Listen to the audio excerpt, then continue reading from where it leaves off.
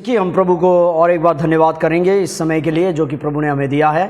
और आप सभी को आज के इस बाइबल अध्ययन में हम स्वागत करते हैं। और हम लगातार इन दिनों में पाप के विषय में देख रहे हैं और आज हम देखेंगे पाप के परिणाम क्या निकलता है, आदम के पाप ने सारे मनुष्य जाति में क्या लाया है, और इस विषय में हम देखेंगे। आइए हम प्रार्थना करें। प्रभु आपको धन्यवाद करते हैं आज के दिन के लिए।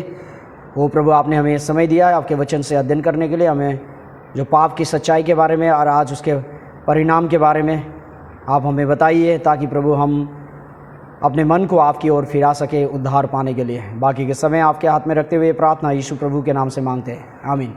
तो प्रिय लोग, हम पाप के बारे में देख रहे हैं और बाइबल कहता है रोमी 3:10 कि जैसा लिखा है कोई धर्मी नहीं, एक भी नहीं, क्योंकि हम सब आदम के संतान हैं, आदम में पैदा हुए हैं, माँ के गर्भ से ही पापी है और परमेश्वर के वचनों को तोड़ा है हमने, तो जिसके वजह से हम परमेश्वर के आगे पापी हैं। और परमेश्वर के उस पवित्र वचन को, उस व्यवस्था को हम कभी भी पूरा नहीं कर सकते, पालन नहीं कर सकते, क्योंकि परमेश्वर ने उस व्यवस्था को हमें पूरा करके स्वर्ग जाने के लिए नहीं, बल्कि मैंने पहले भी बताया हमें पाप की पहचान कराने के लिए। रोमियो 3:23 कहता है इसलिए कि सब ने पाप किया है और परमेश्वर की महिमा से रहित है। प्रिय लोग, ये बाइबल बताता है कि कोई धर्मी नहीं है, एक भी नहीं, सब लोग परमेश्वर के उस महिमा से, उस पवित्रता से गिर चुके हैं। ये स्थिति हमारा है। लेकिन ये वचनों को सुनने के बाद भी आप में से जितने लोग कहते हैं, यिर्मयाह 2:23 तू कहता है कि मैं निर्दोष हूं, निश्चय उसका क्रोध मुझ पर से हट जाएगा, देख तू जो कहती है मैंने पाप नहीं किया, इसलिए मैं तेरा न्याय करूंगा। आप में से जो लोग इस वचन को सुन रहे हैं, चाहे आप जो भी क्यों ना हो, मैंने बोला जो भी क्यों ना हो,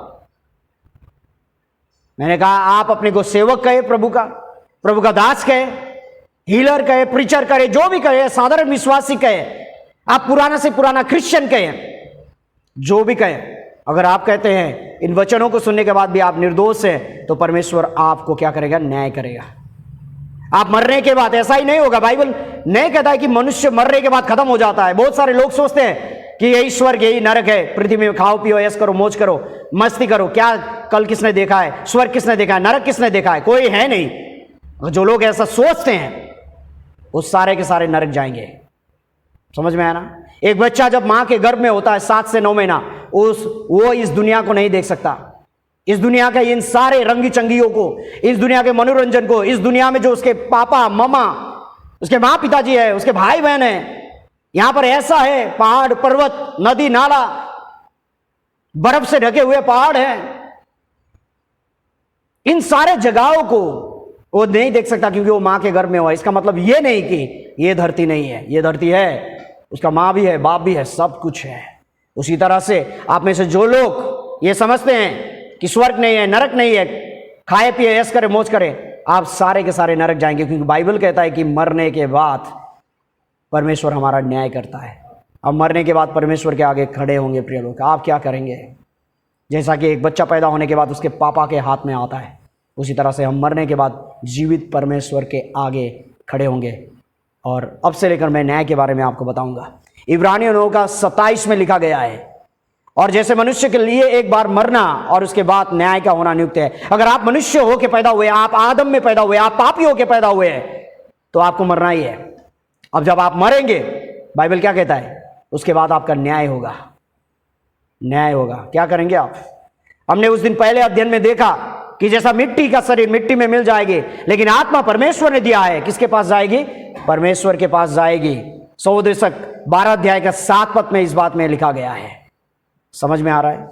इसलिए इस सच्चाई को जितना जल्दी जान ले, अपने पापी स्थिति को, आप पापी है, इस बात को इस वचनों के द्वारा जितना जल्दी जान जाए उतना ही अच्छा होगा आपके लिए, क्योंकि मरने के बाद आपके लिए क्या है? न्याय है। एक पापी के लिए परमेश्वर ने न्याय रखा है। प्रकाशित वाक्य 20 अध्याय। आगे बढ़ते हैं। सौदेश 12:14 क्योंकि परमेश्वर सब कामों को और सब गुप्त बातों को, चाहे वह भली हो या बुरी हो, न्याय करेगा। बाइबल हमें न्याय के बारे में बार बार बताता है, बार बार चेतावनी देता है कि पापियों का न्याय परमेश्वर अवश्य ही करेगा। जैसा कि हम जानते हैं कि संसार का व्यवस्था है, संसार का न्याय है, कर्मों के मुताबिक करता है। आपके दिल में चोरी का ख्याल आया, आपके दिल में व्यभिचार का ख्याल आया, आपके दिल में लूटने का ख्याल आया, तब पुलिस आके आपको पकड़ेगा नहीं। लेकिन आप जब जाएंगे, किसी घर में घुसेंगे, बिना पूछे हुए सामान को उठाएंगे तब पुलिस आएगा, पकड़ेगा। समझ में आ रहा है? लेकिन जब आप सोच ही रहे हैं, कौन पकड़ेगा आपको? परमेश्वर पकड़ेगा। क्योंकि परमेश्वर कहां से देखता है? पहले आपके काम को नहीं, आपके मन को देखता है, वहां से पहले जांच करेगा। आपने घर बैठते बैठते प्लान बनाया, उसके घर में घुसूंगा, यहां से घुसूंगा, वहां से घुसूंगा, उसका ये सोने का अंगूठी को उठाऊंगा, ऐसा विचार कर रहे हैं, परमेश्वर ने पकड़ लिया आपको। क्योंकि यीशु ने क्या कहा? कोई आदमी अगर किसी स्त्री के ऊपर में कुदृष्टि डालता है, उसने मन में बेविचार कर चुका है। अर्थात आपके मन में जब विचार आता है, ऑलरेडी आपके पास है, तो क्या होता है? आपको परमेश्वर पकड़ता है। अर्थात परमेश्वर का न्याय मन के सारे पापों को लेकर जो आपके अंदर में है, पाप के स्वभाव के साथ जो विचार आप में है, पाप का विचार, पाप का स्वभाव, वो सारे और प्लस आपके कार्य जो करते हैं, दोनों का ही परमेश्वर न्याय करता है।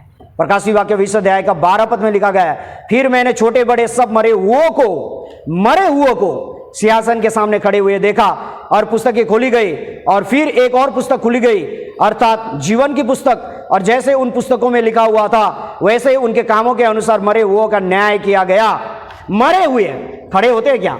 शरीर में मरा हुआ आदमी कभी खड़ा रहता है? आप जितना भी उसके सामने रोए, चिल्लाए, गिड़गिड़ाए, वो खड़ा नहीं होगा।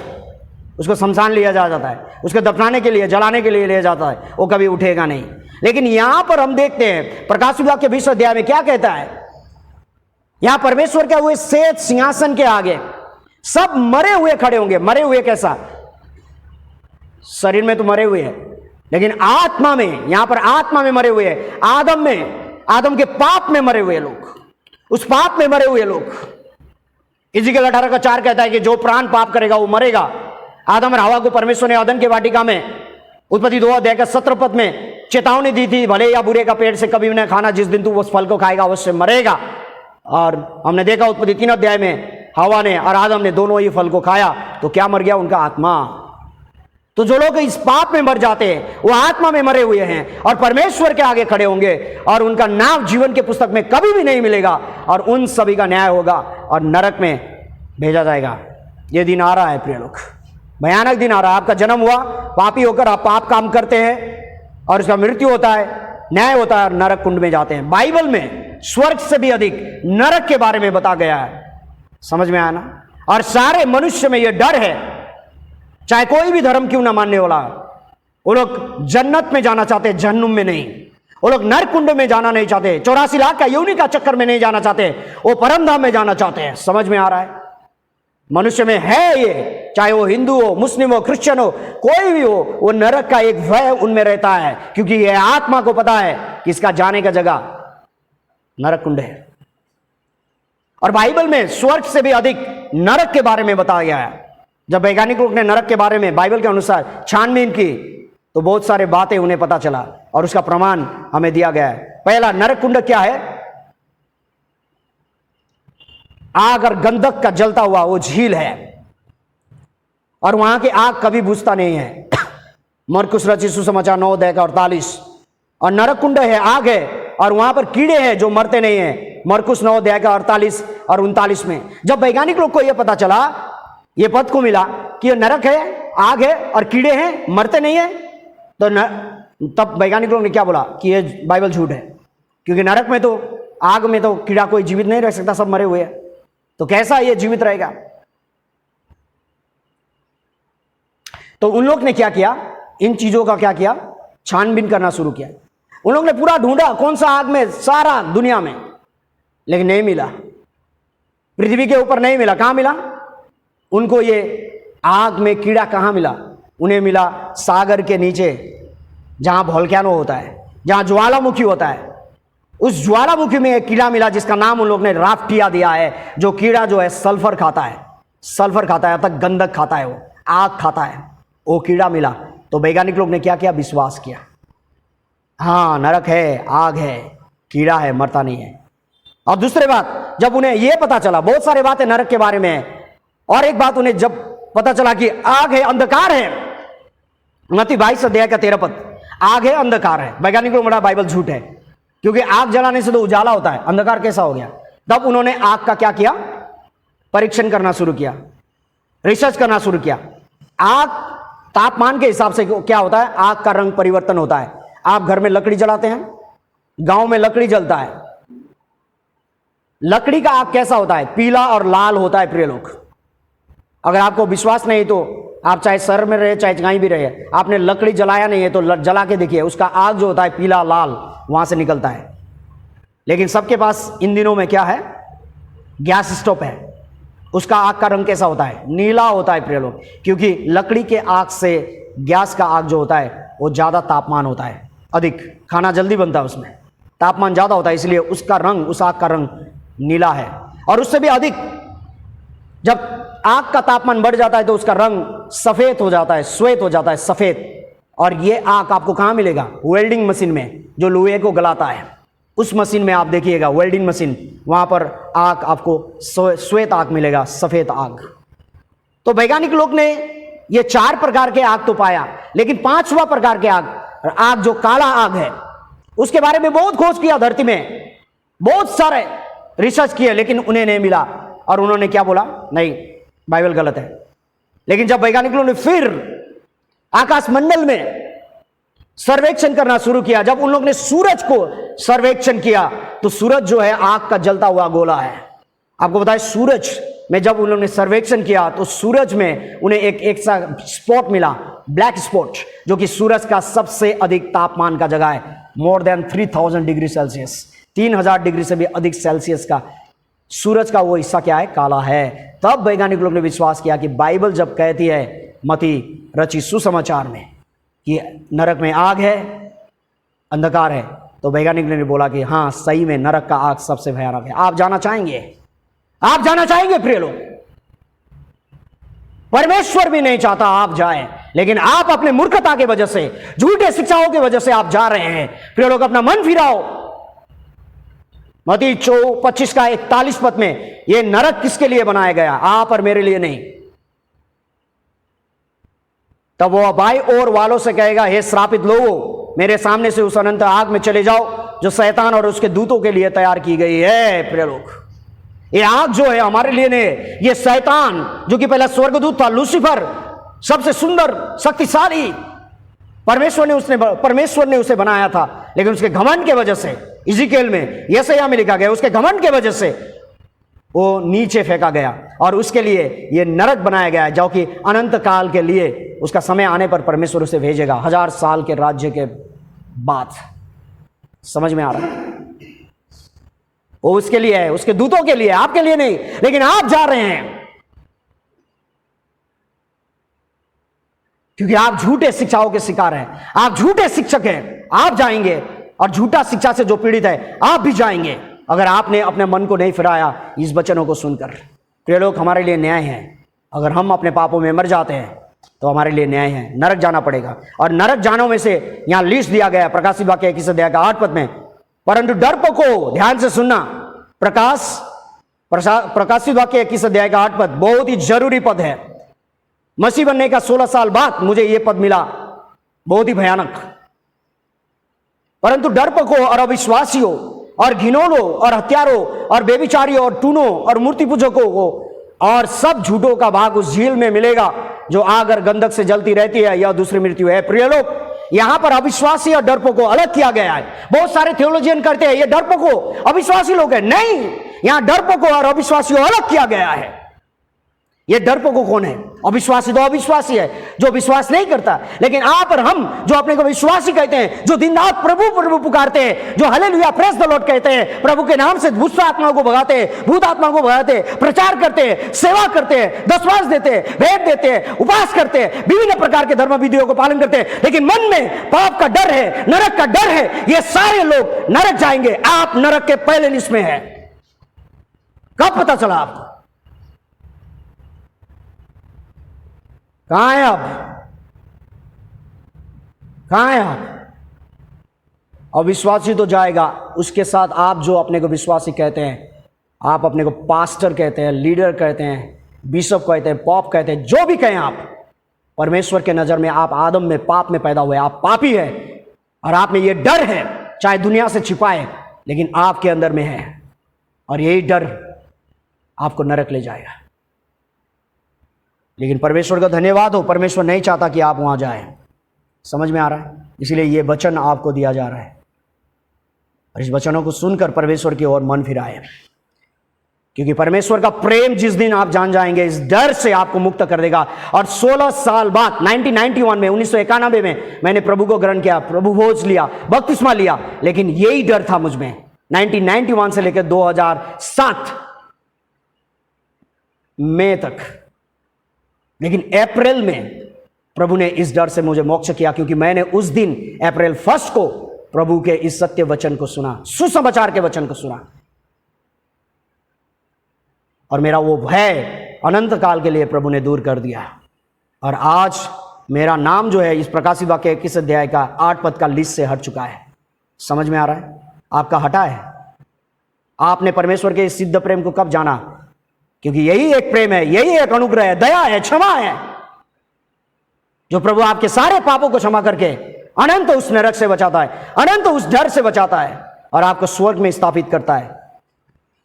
पहले यूहन्ना 4 का 18 पद, प्रेम में भय नहीं होता, वरन सिद्ध प्रेम भय को दूर कर देता है, क्योंकि भय का संबंध दंड से होता है, और जो भय करता है वह प्रेम में सिद्ध नहीं हुआ। यूहन्ना 3 का 16, परमेश्वर ने जगत से ऐसा प्रेम किया, उसने अपने इकलौते पुत्र को दे दिया, जो कोई भी उस पर विश्वास करे वो नाश ना हो लेकिन अनंत जीवन पाए। लेकिन आप में अभी भी नाश होने का डर है, नरक जाने का डर है। इसका मतलब है आपने परमेश्वर के उस प्रेम को समझा ही नहीं है, प्रभु यीशु के बलिदान को समझा ही नहीं है। आप दूसरे यीशु का पूजा कर रहे हैं, आप में दूसरा आत्मा है, आप में दूसरा ही समाचार है। दूसरा कोरिन्थियों 11 अध्याय का 4 पद, पावल कोरिन्थियों के भाई बहन को चेतावनी देता है, और यह चेतावनी आपके लिए है। नरक बहुत भयानक है, किसी को भी जाना नहीं चाहिए, और परमेश्वर नहीं चाहता कि आप जाएं, इसीलिए परमेश्वर आपको बचाना चाहता है वहां से।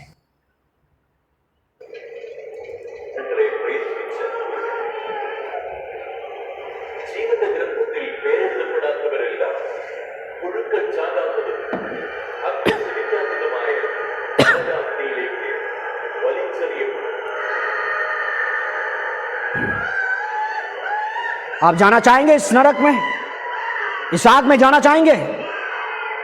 परमेश्वर भी नहीं चाहता, इसलिए परमेश्वर आपको ये सत्य वचन दे रहा है ताकि आप अपने मन को फिराए। प्रिय लोग,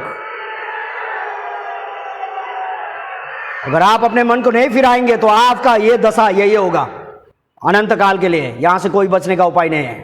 प्रिय लोग, न्याय होगा आपका, मरेंगे, न्याय होगा। और यदि आपका सारा पाप क्षमा हो गया परमेश्वर के द्वारा आप पाप रहित किए गए, अगर परमेश्वर के द्वारा आप निष्पाप ठहराए गए, निष्पाप, तभी आप स्वर्ग जाएंगे। अगर आप में एक भी पाप मिला तो वो पाप आपको नरक ले जाएगा। कौन मुक्ति पा सकता है? अच्छा काम करने वाले, धर्म करने वाले, धार्मिकता के, अपने धार्मिकता से गिरजा जाने वाले, बपतिस्मा लेने वाले, प्रभु भोज खाने वाले, दशमांश देने वाले, उपवास करने वाले, इन सारी चीजों से आप स्वर्ग जाएंगे। परमेश्वर के लिए परिश्रम कर रहे हैं, दिन रात बाइबल उठा के आप प्रचार करते रहते हैं, दुख तकलीफ सह के, आप स्वर्ग जाएंगे। वो आपका काम है, कभी भी स्वर्ग नहीं ले जाएगा आपको। आपका परिश्रम आपको स्वर्ग नहीं ले जाएगा, आपका कोशिश आपको स्वर्ग नहीं ले जाएगा, व्यवस्था पालन आपको स्वर्ग नहीं ले जाएगा, आपके धार्मिकता स्वर्ग नहीं ले जाएगा।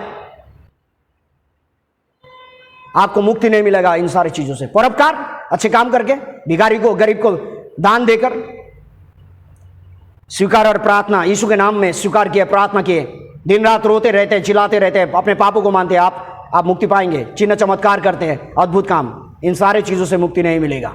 यिर्मयाह 13 का 23, क्या हबशी अपना चमड़ा या चीता अपने धब्बे बदल सकता है?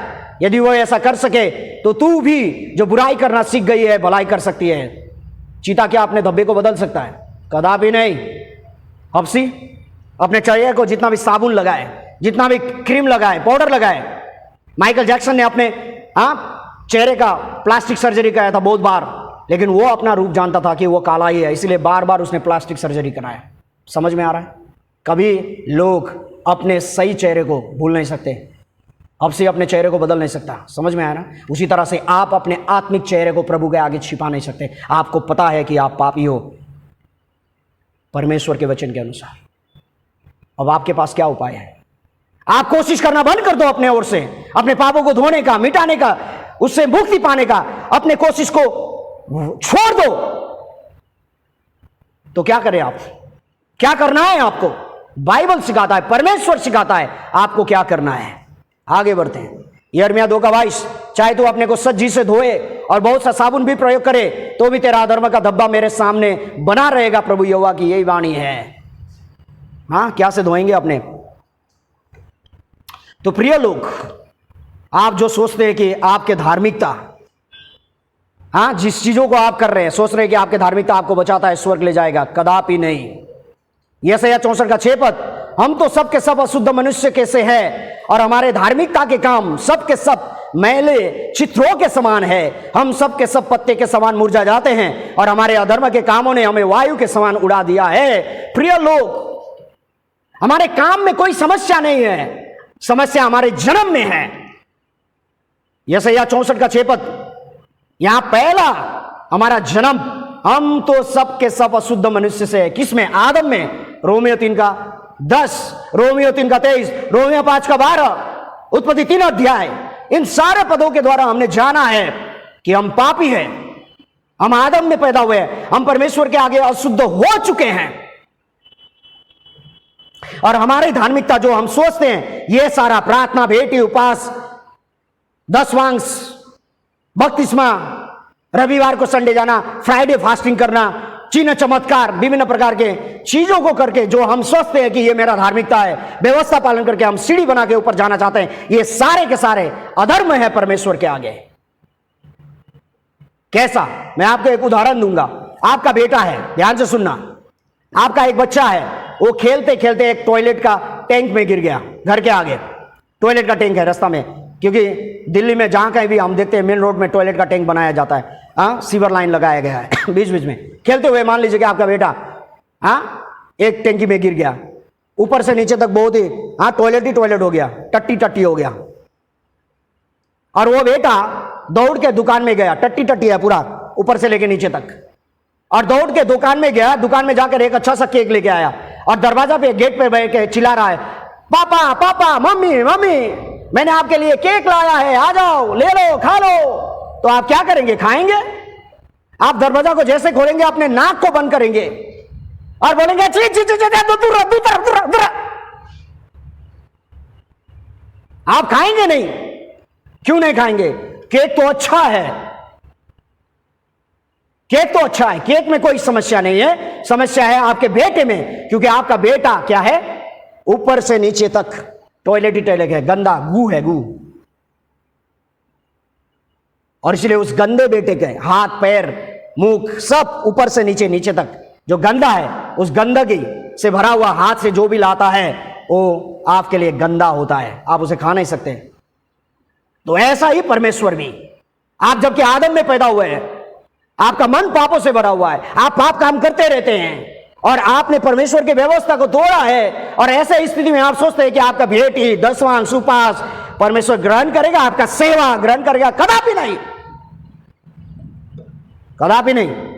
अय्यूब 35 अध्याय, अय्यूब 35 अध्याय का 7 और 8 पद, अय्यूब 35 अध्याय का 7 और 8 पद, यदि तू धर्मी है तो उसको क्या दे देता है, या उसे तेरे हाथ से क्या मिल जाता है? तेरी दुष्टता का फल तू जैसे पुरुष के लिए है और तेरे धार्मिकता का फल भी मनुष्य मात्रा के लिए है। प्रिय लोग, यह है परमेश्वर का वचन। आप धर्मी अपने को सोचते हैं क्योंकि आप पास्टर है, आप सेवक है, आप अपने को बड़े बड़े लोग कहते हैं, प्रभु का सेवक कहते हैं, आप सोचते हैं कि आपका दुआ प्रार्थना प्रभु ग्रहण करता है, कदापि नहीं। और आप सोचते हैं कि आप विश्वासी हैं, जबकि पाप के डर में, नरक जाने के डर में, आदम के पाप में डरे हुए हैं नरक जाने से, और आपको निश्चयता नहीं है 100% की आज मरने से मैं स्वर्ग जाऊंगा। ऐसे स्थिति में आप लेके आके दान, दशवांश, भेंट, और आप सोचते हैं कि परमेश्वर इस सभी को ग्रहण करके आपको स्वर्ग ले जाएगा, कदापि नहीं। आपके धार्मिकता को परमेश्वर की धार्मिकता से तुलना करके देखिए, आप अपने आप को गंदे में पाएंगे, गंदे गंदे, क्योंकि परमेश्वर की धार्मिकता परमेश्वर का वचन है, व्यवस्था है, जिसके आगे आप खड़े होते हैं। आपने अपने शकल को देखा कि आप पापी हैं, अब आप क्या करेंगे? बैड न्यूज आपके लिए यह है, बुरा समाचार आपके लिए नहीं है, यह है आज के दिन, is that the more we try to get out of our sin, the deeper we sink. जितना आप अपने पश्चाताप से, प्रार्थनाओं से, दुआओं से, दशवांश से, भेंट से, उपवास से, बपतिस्मा के पानी से, विभिन्न प्रकार से आप जितना अपने आप को पाप से निकालना चाहते हैं, उतना ही आप डूबते जाएंगे। जैसा कि दलदला होता है ना, दलदला मिट्टी, उसमें आप जितना एक बार चले गए, उसमें जितना हिलेंगे उतना ही जल्दी नीचे जाएंगे। और पाप का दलदला में आप हैं आदम के। आप जितना यहाँ हिलते हैं अपने धर्म कर्म करके, उतना ही आप जल्दी नरक को जाएंगे। The more we confess the more do we remember. आप जितना अपने पाप का लिस्ट बना के दिन रात रोते रहते हैं ना, प्रभु मैंने पाप किया, मैंने बे किया, वो आपको पाप का स्मरण कराता है, पाप का क्षमा नहीं करता। तो आज के दिन मैंने आपको बताया है, आज के दिन आपको मैंने बताया है कि मरने के बाद आपका आत्मा परमेश्वर के पास लौट के जाएगा और आपके लिए क्या होगा? न्याय होगा।